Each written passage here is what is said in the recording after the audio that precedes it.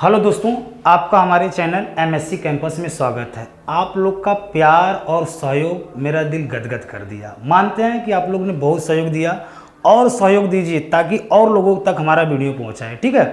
हाँ, जैसा कि हम लोग इतिहास में चल ही रहे थे तो एक वीडियो ऑलरेडी हम लोग जो है वैदिक सभ्यता पे चर्चा कर चुके हैं और ये हमारा पार्ट 2 है वैदिक सभ्यता का। ठीक है। अब हम बात करते हैं, देखिए वैदिक सभ्यता थोड़ा सा हमने पहले ही वीडियो में, अगर पहला वीडियो आप नहीं देखे हैं तो बिल्कुल जाकर उसको देखिए और इसको देखेंगे तो और भी ज़्यादा आपको बेनिफिट होगा।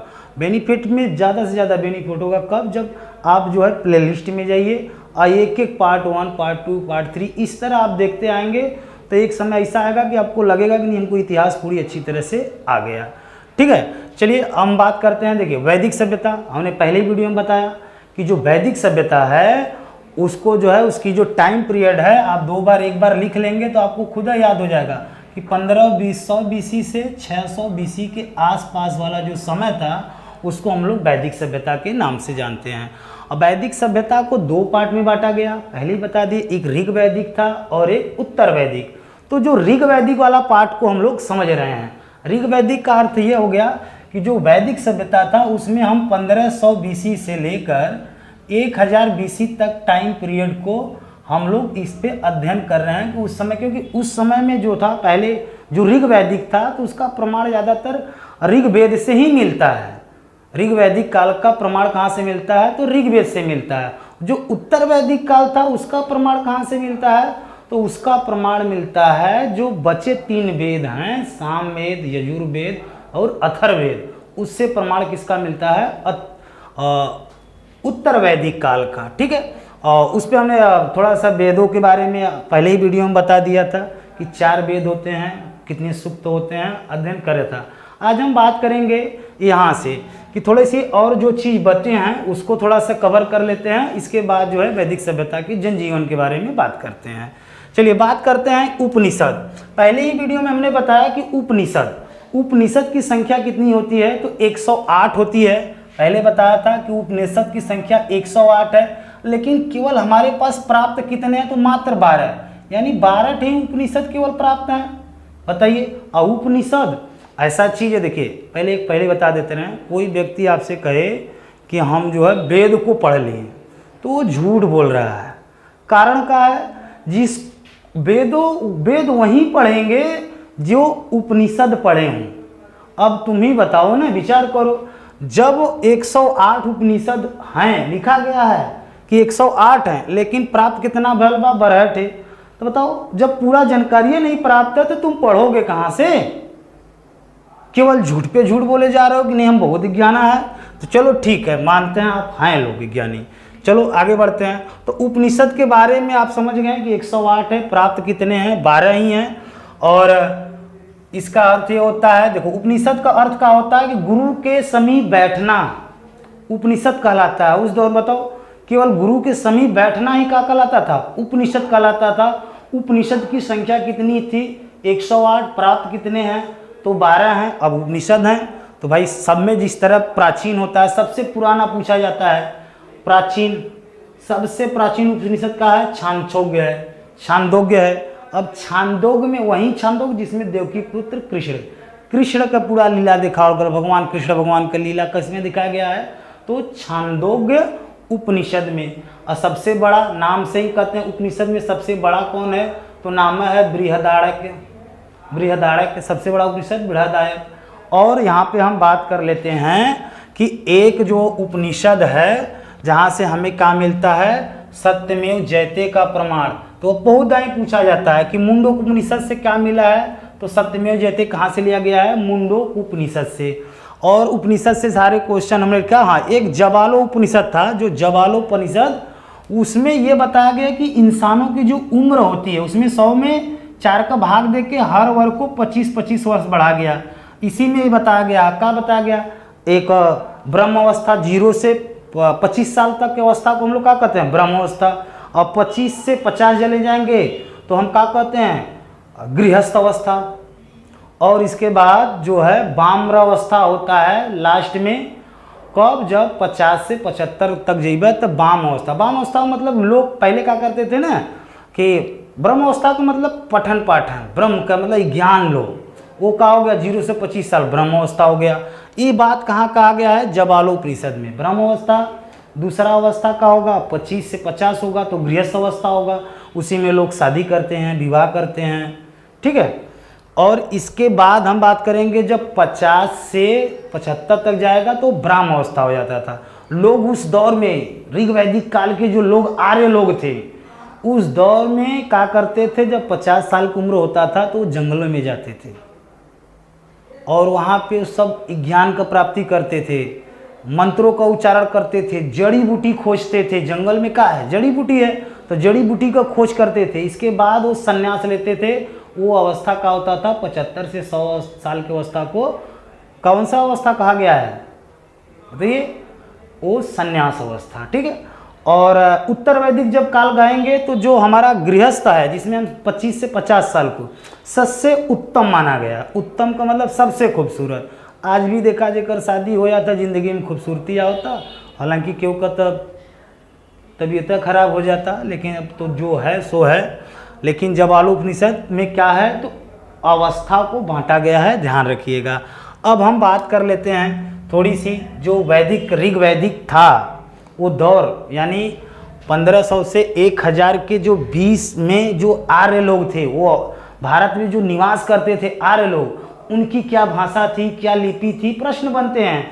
तो हम बात कर लेते हैं कि जो आर्य थी उनकी जो प्राचीनतम सबसे पुरानी भाषा कौन थी, तो वो संस्कृत, यानी वो किस में बात करते थे, संस्कृत में बात करते थे।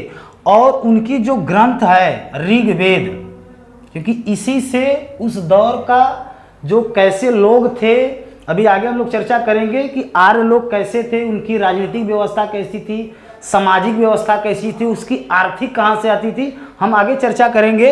अभी हम केवल थोड़ा सी एक परीक्षा टाइप समझ रहे हैं कि ये प्रश्न खूब हुप टू हुप पूछे जाते हैं। तो उनकी भाषा का थी, संस्कृत थी। और ग्रंथ की हम बात कर लें तो ऋग्वेद जो ग्रंथ था वो टोटल किस में है, संस्कृत में है। लिपि सबसे प्राचीन लिपि भी कौन है, ब्राह्मणी लिपि। तो प्राचीन कब आता हो रहा है, वैदिक सभ्यता।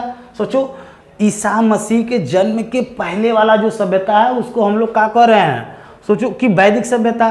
तो सबसे पुरानी को हम लोग कौन सी लिपि कहते थे, ब्राह्मणी लिपि। अब यहाँ से आपको एक बात याद आया होगा, जब हमने हड़प्पा सभ्यता पढ़ा रहे थे तो वहाँ पे हमने बात किया था कि हड़प्पा जो सभ्यता था उनकी कैसी लिपि थी, तो उनकी ब्राह्मणी लिपि नहीं थी, उनकी लिपि कैसी थी, याद हो गया ना, कमेंट में ज़रूर बता दीजिएगा। तो अगले वीडियो में हम बात कर लेंगे उसके, ठीक है। तो आगे हम चलते हैं, इसकी लिपि कैसी थी, ब्राह्मणी लिपि। हाँ, अब ऋग्वेद, ऋग्वेद में किसका उल्लेख है, देखिए ऋग्वेद में पहले वीडियो में जब बताया कि जो ऋग्वेद था उसमें 1028 सूक्त थे, ठीक है, 10 मंडल थे।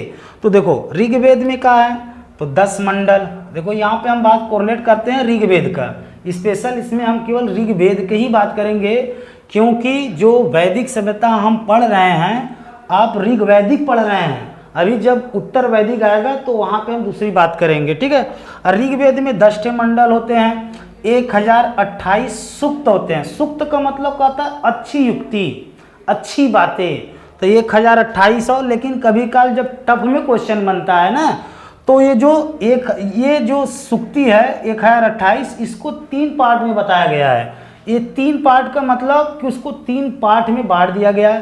पहले का नाम है साकल, तो कभी काल डायरेक्ट क्वेश्चन बन जाए कि साकल में कितनी सूक्ति हैं, तो 1017, ठीक है। और दूसरा हमारे पास बालखिल, बालखिल में कितनी सूक्ति है, 11। तो अब जोड़ के कितना होला बताओ, 7 1 8, हाँ 1 1 2 0 1, 1028, यानी सूक्त की संख्या जो है 1028 हो।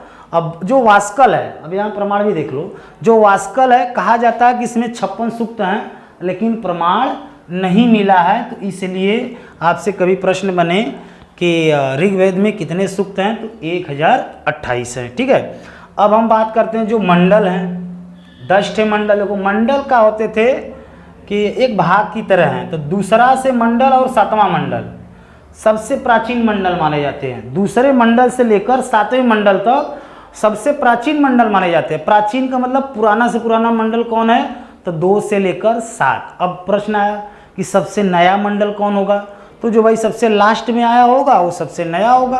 तो नया मंडल कौन होगा, 10वां मंडल, क्योंकि कितने मंडल है ऋग्वेद में, 10 ही मंडल है। और दूसरा से जो 7वां तक मंडल हम जाएंगे ना, तो वहीं से गोत्र की उत्पत्ति हुई है। और गोत्र की उत्पत्ति भैल कहाँ से?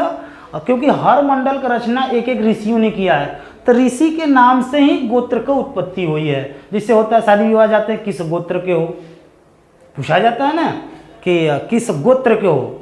तो गोत्र की उत्पत्ति ऋग्वेद में हुआ है, मंडल से हुआ है। तो गोत्र मंडल यानी कहने का मतलब दूसरे और 7वें मंडल को हम लोग गोत्र मंडल के भी नाम से जानते हैं। इसी से गोत्र की उत्पत्ति भैल हो। और जो 10वां मंडल है वो सबसे नया अभी चर्चा हुआ। और जो तीसरा मंडल था उसकी रचना किसने किया है? विश्वामित्र, एक ऋषि थे। तीसरे मंडल का रचना किसने किया है? विश्वामित्र ने किया है। ठीक है। अब और हम बात कर लें कि वहीं तीसरे मंडल में किसके बारे में उल्लेख है, तो गायत्री मंत्र के बारे में जो है किसका उल्लेख है? तीसरे मंडल का। तीसरा मंडल की रचना किसने किया? विश्वामित्र। और टोटल का टोटल जो हमारा तीसरा मंडल है वो किस पर आधारित है? तो गायत्री मंत्र। यानी गायत्री मंत्र भी किसमें से? प्रश्न ये बनता है कि जो गायत्री मंत्र है वो किस मंडल से प्रेरित है? तो तीसरे मंडल से है। जो 7वां मंडल था, विश्वामित्र थे, एक वशिष्ठ ऋषि थे, 2 ऋषि थे। 7वां मंडल में दशराग युद्ध का उल्लेख है। और दशराग युद्ध का हुआ था कि जो विश्वामित्र थे और उस समय एक राजा थे ऋग वैदिक काल में, राजा सुदास। ठीक है। और उन्होंने कहा किया कि राजा सुदास, कहानी सुन लीजिए क्योंकि दशराग युद्ध पूछा जाता है, किस मंडल में उल्लेख है? तो 7वें मंडल में है। इसकी रचना किसने किया है? तो आप देखिए, एक ऋषि थे, मतलब उस दौर के जो राजा होते थे, ठीक है, वो दौर के राजा हुए तो राजा के यहाँ भाई पुरोहित होते थे, यानी पूजा पाठ कराने वाले होते थे। तो एक ऋषि हुआ करते थे राज्य में, उनका नाम था विश्वामित्र। ठीक है। और विश्वामित्र को राजा सुदास थे उस दौर में, ऋग्वेद में एक प्रमाण मिलता है। और ये जो दशराग युद्ध है ना, ये दुनिया का, पूरे विश्व का प्रथम युद्ध है। तो कभी प्रश्न ये बने कि विश्व का प्रथम युद्ध दशराग युद्ध। अब हुआ का कि जो राजा सुदास थे, एक जो विश्वामित्र थे, इनको राजा सुदास ने अपमान कर दिया। जब इनके अपमान करके इनके पद से हटाकर इनके पद का मतलब कि इनको राजभवन में जो ऋषि का पद था, ठीक है, पुरोहित का पद था उस समय, उसको ये हटा दिए राजा सुदास। तो इनको ये लगा कि हमारा अपमान हो रहा है, इनको हटाकर वशिष्ठ ऋषि को वो अपना पुरोहित बना लिए। अब विश्वामित्र के का भर बुरा लगल।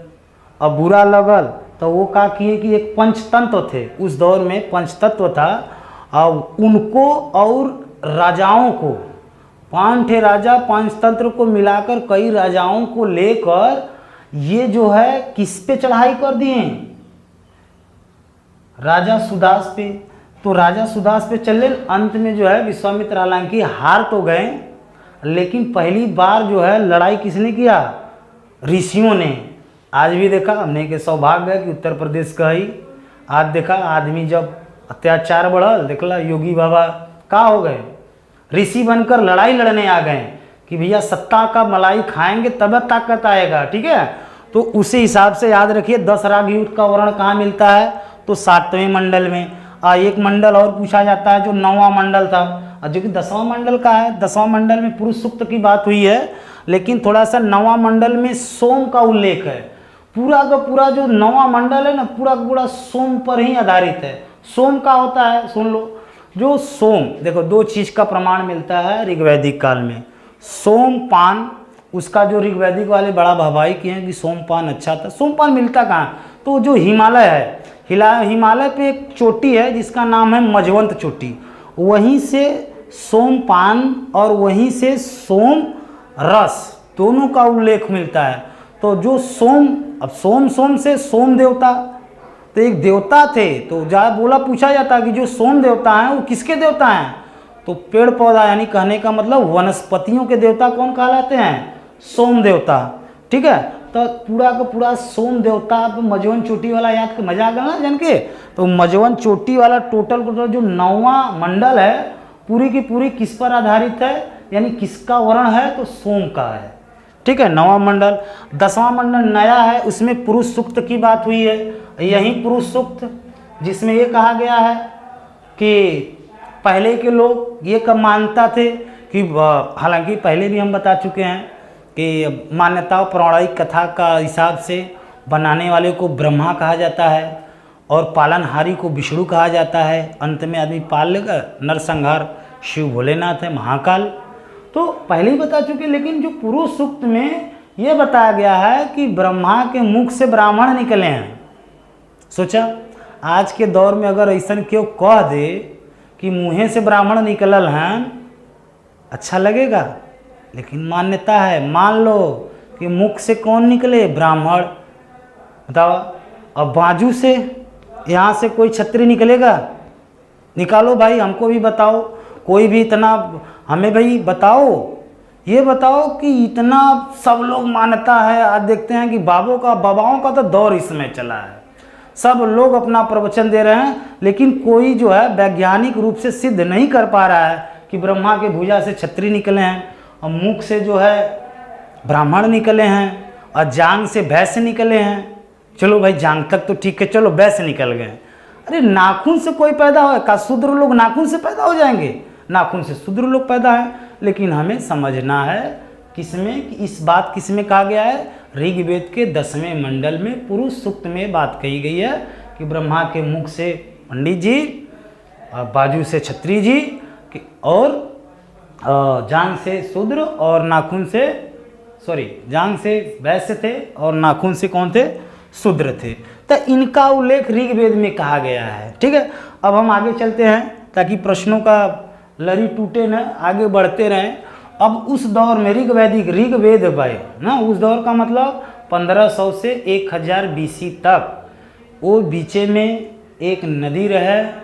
देखो पहले जब हम लोग बात किए थे हड़प्पा सभ्यता के बारे में, तो वो 1750 तक आओ कब है समाप्त हो गए नहीं, 2-250 साल तक कुछ भैल नहीं। लेकिन 1500 और 1000 के बीच में जब ऋग्वेद आया, वो समय देखो ऋग्वेद का है, वो पहले वीडियो में बताते हैं कि अपरोसी है, ये मनुष्यों ने इसकी रचना नहीं की है, खुद देवी देवताओं ने बोला है। तो उस वेद में हर एक चीज़ का महत्व के बारे में बतावल गया।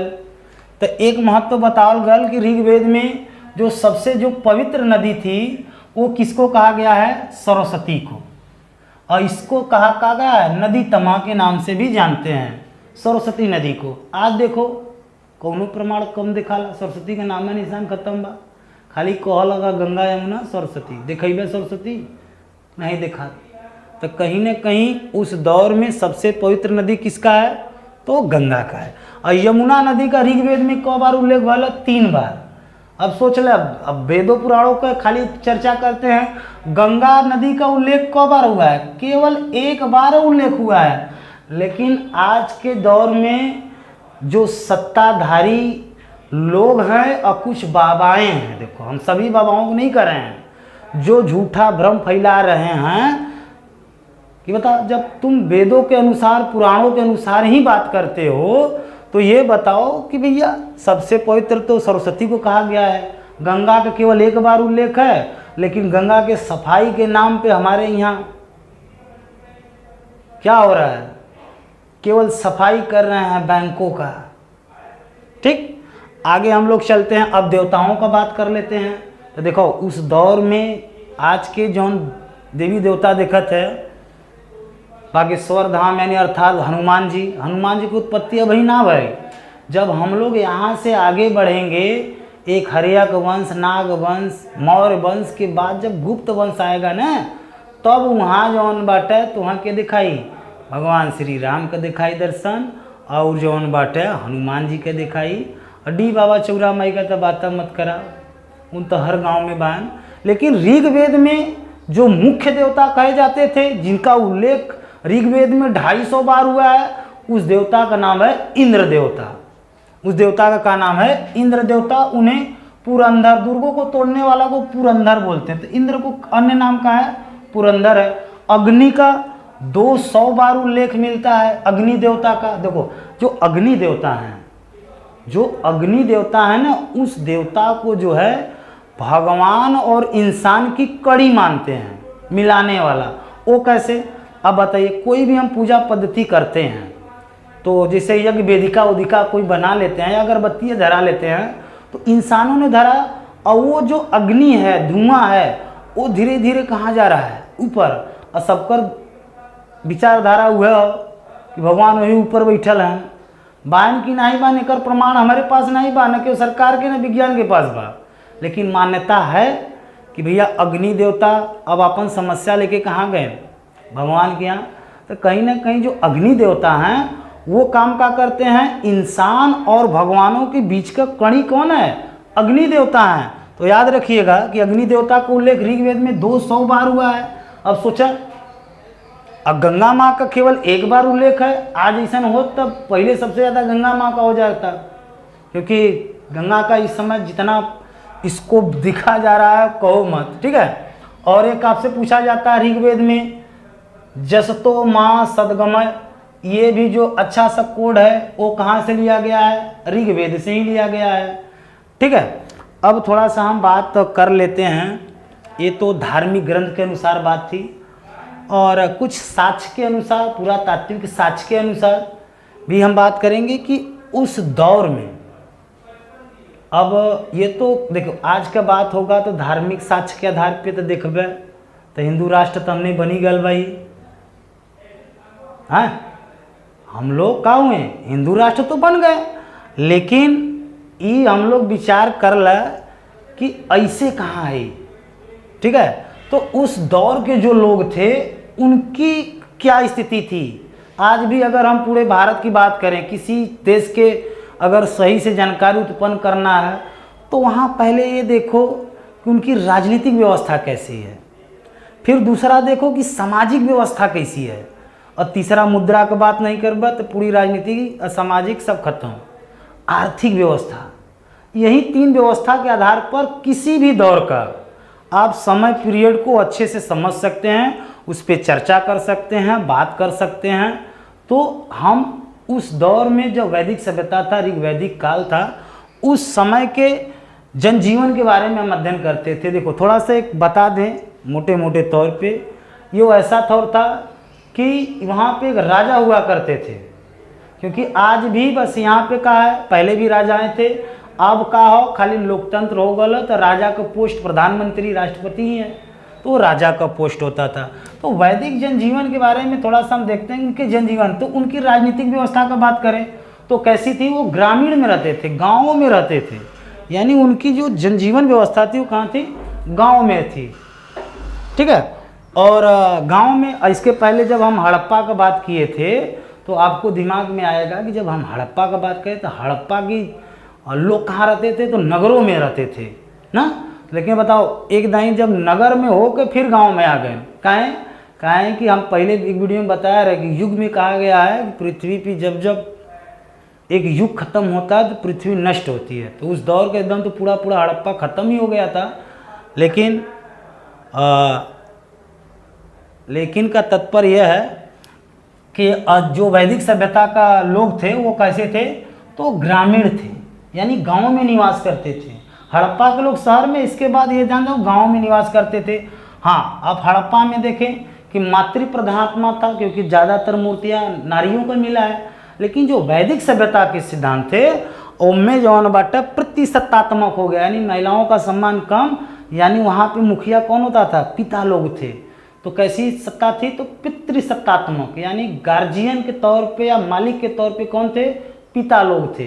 तो उस वैदिक सभ्यता के जन्म में पितृसत्तात्मक था। हाँ, अब हम बात करते हैं कि राजाओं का, क्योंकि देखा राजा रहेगा तब जो है प्रजा रहेंगे, और जब प्रजा रहेंगे तब तो चलेगा, चलाने वाला तो कोई होना चाहिए। उस दौर में भी राजा का चुनाव होता था। हाँ, चुनाव होता था, चुनाव होत रहा। सोचा लोकतंत्र आज से नहीं है, लेकिन बीच में लोकतंत्र गड़बड़ा गया और ब्रिटिश सरकार आ गई, लेकिन राजा का चुनाव होता था। और वो चुनाव ही नहीं कि एक दिन तू राजा बन गई है तो तुम्हारा लड़का ही राजा बनेगा, ऐसा ऋग वैदिक काल में नहीं था। लेकिन अभी जब हम बात करब उत्तर वैदिक काल का एक बाद वीडियो पे, तब हम वहाँ बताई कि यज्ञ और कर्मकांड देश के कैसे लूटेस, लूट कैसे लिया, और लूटेगा ऐसा कि वहाँ वंशानुगत हो जाएगा, यहाँ वंशानुगत नहीं है और सीमित संदर्भों में है। सीमित का मतलब हाँ ऐसा लगे कि जो हमारे राजा हैं उनका जो लड़का है वो भी राजा का गुण रखता है, तो ऐसे लोग को राजा बनाया जाएगा, अन्यथा वंशानुगत नहीं था।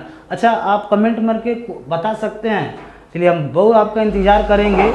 ऐसा कौन सा राजा था या ऐसे आज के दौर में कौन नेता हैं या कौन मुख्यमंत्री हैं जिनका बेटा वाकई मुख्यमंत्री योग्य हो, क्योंकि हर राज्य हैं 2800 राज्य में एक मुख्यमंत्री हैं, तो किसी का बेटा तो मुख्यमंत्री बनने के योग्य होगा। क्योंकि देखिए मुख्यमंत्री के बेटे तो सभी हैं, लेकिन मुख्यमंत्री बनता कौन है? जो योग्य होता है, जिसका स्टेटस होता है, जो बोल लेता है। नाम से मुख्यमंत्री नहीं हो जाएंगे। तो चर्चित एक व्यक्ति का जरूर नाम बताइएगा, आपको कौन से लगा कि नहीं उनके बेटे मतलब वो राजा हैं, मुख्यमंत्री हैं, उनका बेटा भी जो है मुख्यमंत्री योग्य था, तभी बनाया गया, वो वंशानुगत नहीं था। परिवारवाद तो जनता तय करती है कि अब परिवार किसको हम माने किसको न माने, ये तो गलती जनता की है। चलिए बात करते हैं, कमेंट में जरूर बताइएगा वो एक व्यक्ति का नाम जो आपको प्रिय हो और वो उस योग्य हो, तब बताइएगा, ठीक है। वो राजा की कुछ सीमित वंशानुगत नहीं थी, कुछ सीमित संदर्भ में थी, अभी इसी पे हम चर्चा किए। रत्नीन का होते थे जो वैदिक सभ्यता के रत्नीन का मतलब होता था प्रमुख अधिकारियों का समूह। देखिए आज भी का डीएम एसपी हर लोग जौन बाटे एमएलए, अब सोच ले कि यह जौन बाटे कुछ लोग का करत हैं भारत के इतना ऐसे सुटेबल तरीके से बांट देले हैं, तो के बटले और जो बड़े बड़े ओहदे के अधिकारी होते थे उस दौर का मतलब वैदिक काल में उन्हें क्या कहा जाता था? रत्नीन कहा जाता था। रत्नीन का काम क्या होता था? राजा को कंट्रोल करना। आज भी एक व्यक्ति देश नहीं चला सकता है, उसके आगे पीछे सचिव महासचिव सब लगल बहन, पार्टी के कोई वरिष्ठ नेता लगते हैं, तब जो है चलती है सरकार। तो उस समय राजा को नियंत्रण करने के लिए समिति बनाई गई थी। 4 सभाओं का उल्लेख मिलता है, कहाँ? ऋग्वेद में। समिति आज के दौर में देखा, इतिहास से सब कुछ सीखा जाता है। आज जो तू लोकतंत्र देखत है और वो उस दौर में उसको क्या कहा जाता था? समिति का एक चर्चित नाम आज के दौर में देखा जाए तो इसे क्या कहता था? लोकतंत्र। आज भी जौन बा राजा का चुनाव लोकतंत्र से होता है। लोकतंत्र तो पहले था ही, और ये समिति सभा था उसको हम लोग क्या कहते हैं? लोकसभा। समझता, हमारे यहाँ भी 2 ठे हो, लोकसभा और राज्यसभा। तो समिति का अर्थ होता था लोकसभा। आज के दौर में समिति का 9 बार ऋग्वेद में उल्लेख है। आज भी देखा राजा का चुनाव कैसे होला? लोकसभा चुनाव से होला। अब 2024 में आता है लोकसभा चुनाव, तो राजा का चुनाव, जो प्रधानमंत्री वही राजा है आज के दौर में। और उस दौर में क्या था? उस दौर में भाई जिसका चुनाव होता था वो था। तो राजा का चुनाव किससे होता है? समिति से। और सभा में देखो, सभा का उल्लेख कई बार हुआ है ऋग्वेद में? 8 बार। सभा का आज के दौर में देखा जाए तो राज्यसभा का है, राज्यसभा। और राज्यसभा में महिलाओं को भी अधिकार मिलता था। अब सोचो उस समय भी, आज धीरे धीरे एक महिला सशक्तिकरण ही होता, लेकिन उस दौर में भी महिलाओं को अधिकार होता था। यानी कहने का राज्यसभा में, यानी सभा में बैठने का, देश चलाने का, नियम कानून बनाने का। तो सभा का मतलब क्या होगा? राज्यसभा। और समिति का मतलब लोकसभा। और कहीं कहीं देखो आपको तो वहाँ ये भी प्रमाण मिलता है कि ब्रह्मा के 2 पुत्री थी, एक समिति और एक सभा। ठीक है, समिति और सभा किसकी पुत्री हैं? तो मानता है कि ये इनका है, लेकिन उस दौर में समिति को लोकसभा आज के हिसाब से देखा जाएगा, सभा को राज्यसभा देखा जाएगा। एक विधव होता था। विधव का काम देखो, यही 4 मुख्य रूप से राजा को कंट्रोल करते थे। विधव में क्या होता था? विधव का जो अधिकारी होते थे, चाहे वो सामाजिक हो या कोई सैन्य व्यवस्था हो, लेकिन उस दौर में कोई अस्थाई सेना नहीं थी, लेकिन कहीं लूटपाट करे के, सामान का बंटवारा करे के हो, तो उस पर टीम कौन काम करती थी? तो विधव करती थी। एक गण होता था, लास्ट में गण का होता था वरिष्ठ या कुलीन लोगों का, वो तो कुलीन लोगों की व्यवस्था थी। कुलीन का मतलब जो श्रेष्ठ होते थे, ठीक है, वरिष्ठ लोग थे, तो उसका जो ग्रुप होता था वो गण होता था। ठीक है। अभी हम जब अगला पार्ट बनाएंगे इसका उत्तर वैदिक में बात करेंगे कि उस दौर में मुद्रा का क्या माध्यम था, क्या उस समय पशु चारक थे कि नहीं थे, और गाय का क्या महत्व था। इसके बाद एक वीडियो और आएगा, ठीक है। ये बड़ा महत्वपूर्ण है। यहाँ से आप सोचो ना कि कितना सारा इतिहास जो है हमको देखने को मिलता है, और कंपेयर आज के दौर में करते हैं तो और जानकारी मिलती है, ठीक है। वीडियो थोड़ा सा लंबा हो जाएगा, ठीक है, लेकिन समझदारी आनी चाहिए। हाँ, वीडियो अगर आपको अच्छा लगा है तो लाइक भी करिए और चैनल को सब्सक्राइब कर लीजिए और शेयर करना भी मत भूलिए। हाँ, जो प्रश्न पूछे हैं उसका जवाब बिल्कुल कमेंट में दीजिएगा। धन्यवाद वीडियो देखने के लिए।